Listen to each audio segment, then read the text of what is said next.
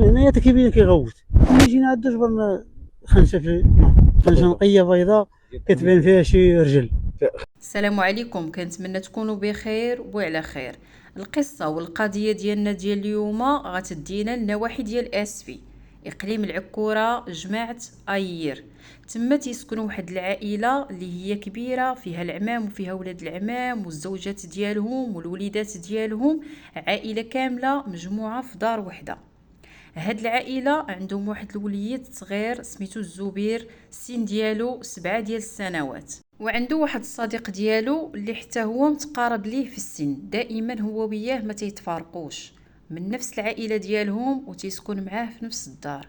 غتبدا الاحداث والقصه ديال الزبير نهار 3 مع 10 ديال الصباح.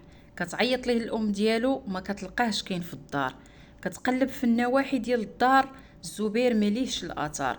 كتعيط على الام ديالها تتسولها، لان الزبير عاده كيمشي عند جداتو ولا عند عمتو، عندهم العائله تما قرابين للدار ديالهم. كتسول عليه ما كتلقاهش، كتعيط للاب ديالو كتقول ليه الزبير قلبنا عليه وما لقيناش، يقول لها غير قلبوا تما ما كاينش فين غادي يمشي، الزبير غادي يكون غير كيدور تما، راه دابا يرجع. من بعد الزبير ما كاينش ليه الاثار، عيطوا للعائله، ساقوا الدوار الخبار، كل شيء خرج كيقلب على الزبير. جا الاب ديالو اللي جايب ليه حويجات اللي الزبير ما غاديش يلبسهم. تجمعوا الناس كاملين واهل الدوار والعائله ديالهم، وكل شيء كيقلب على الزبير اللي والو الحس ديالو والاثار ديالو ما كاينش. قلبوا في البحر، قلبوا في الشجر، ما خلاو فين قلبوا. من بعد تيركبوا الطوموبيلات ديالهم وتيهبطوا لاسفي، لان شي حد عيط ليهم وقال لهم انهم شافوا واحد الوليد صغير في المواصفات ديال الزبير تالف تما.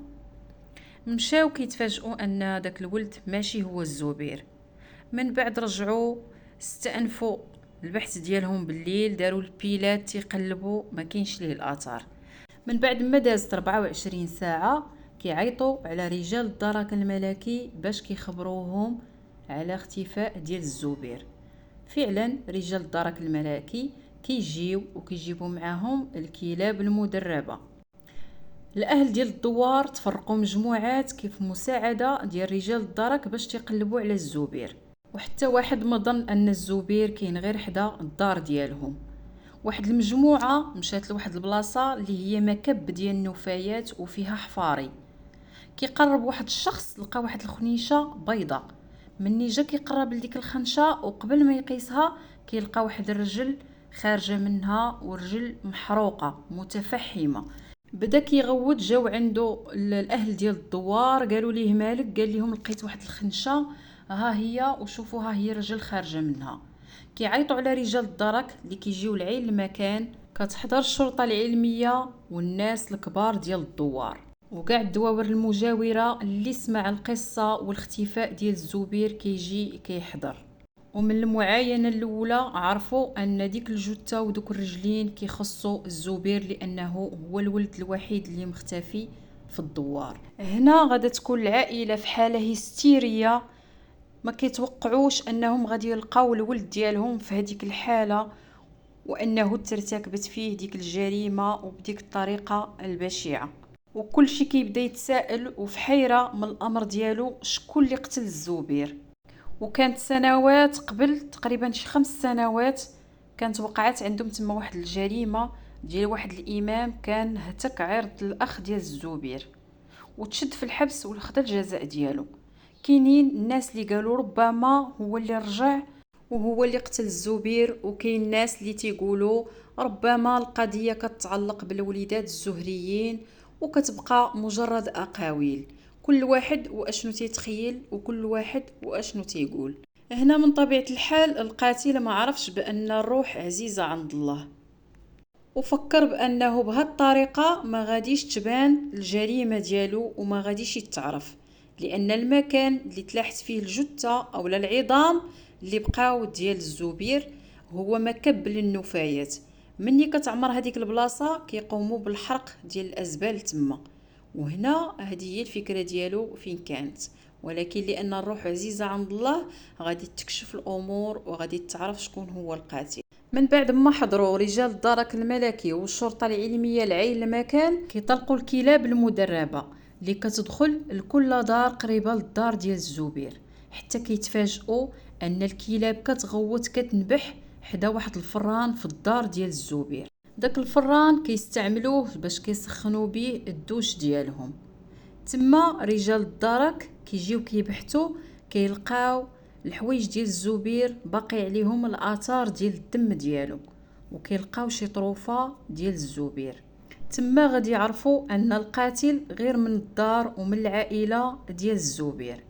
غادي يبداو في استجواب كل فرد من افراد الاسره، وغادي يسولوهم كل واحد الوقيته اللي اختفى الزبير فين كان. مني غادي يوصلوا لمرت عم ديال الزبير، غادي يبان عليها الخوف والتوتر، وغادي تعترف ليهم بكل سهولة بالجريمة اللي اقترفتها. وهنا ما غاديش يكملوا معها التحقيق، تما غادي يخرجوها باش غادي يديوها للمركز. ولكن الطريقة اللي غادي يخرجوها بها كانت طريقة ذكية من قبل رجال الدرك، لأن لو كان عرفوا العائلة شكون هي القاتلة ديال الزبير كانت غادي توقع شي كارثة أو شي جريمة تما. وفعلا رجال الدرك قالوا ليها غادي تخرجي غير بشويه وبلا ما تبيني، وغادي تركبي في السياره ديال الشرطه.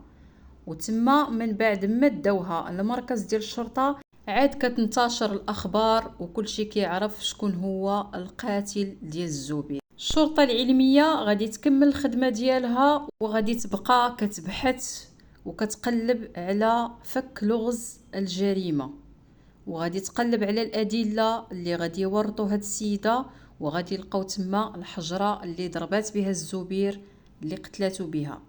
من بعد غادي يكتشفوا انها لاحتو في الفران، من بعد ما ضرباتو لاحتو في الفران باش تطمس وباش ما تبانش الجريمه ديالها.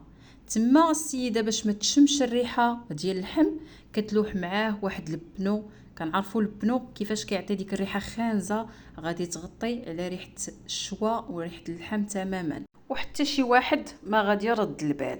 هنا كيبقى واحد السؤال، علاش هاد السيده دارت لداك الوليد هاد الحاله كامله وقتلاتو وشواتو بهاد الطريقه هادي وحتى لهاد الدرجه كامله؟ اللي وقع واللي خلى السيده ترتكب هاد الجريمه، وخا صراحه انا ما اقتنعتش لهاد الشيء، لانه لا يمكن ان غير مراه ولا غير وحده ولدها كيدابز مع ولد وغادي تنوض وغادي تقتلو وبهذه الطريقه هذه. كيبان على ان الامر كبر من هذا الشيء، وربما التحقيقات الجاريه غادي تبين السبب الحقيقي وراء هذه الجريمه هذه. بحسب الاعترافات ديالها قالت لهم بان ولدها اللي هو الصديق ديال الزبير واللي ما تيتفارقش هو وياه واللي كيلبسوا حوايج وحدين، انه كان دائما تيكون تيتخاصم معاه وتيغلبوا، وهذا الامر هذا هو اللي كان كيعصبها هي، لان كنعرفوا ان الوليدات دائما في شجارات مع بعضياتهم كيتخاصموا وكيتصالحوا. ما يمكنش انك غتدي على وليد صغير تخاصم مع ولد اخر، راه غير شويه كدور وكتلقاهم كيضحكوا مع بعضياتهم. وكاع عندنا وليدات صغار وكاع كنعيشوا هذا الشيء هذا. هذا الشيء علاش قلت لكم ربما الدافع ديال الجريمه اكبر واخطر من هذا الشيء. السيده كيف ما تيقولوا العائله ديالها انها مخاصمه معهم كاملين، ودائما عندها شجارات معهم، ولكن تياكلوا وتشربوا كاملين. اشنا هو الدافع الحقيقي اللي خلى هاد القاتله دير هاد الجريمه البشعه وتضرب الزبير اللي ما فراسو حتى شي حاجه، وبكل براءه ربما عيطات ليه ومشى عندها وضربته بديك الحجره، ومن بعد كتخشيه في الفران وكتشويه بديك الطريقه. كنتمناو لهاد القاتله انها تحكم وتعطاها عقوبة الإعدام المنفذ. كنتمناو على أن الإعدام يتنفذ في بلادنا، وأن القاتل يموت بالطريقة اللي قتل بها الضحية ديالو. وهنا كتكون النهاية ديال القصة ديالنا، وكنتمناو الرحمة والمغفرة للزبير، وكنتمناو الصبر للعائلة ديالو، ونتلاقاو في قصة وقضية جديدة. ما تنساوش ديروا لايك للفيديو وتشتركوا في القناة وتفعلوا زر الجرس باش يوصلكم كل جديد الفيديوهات.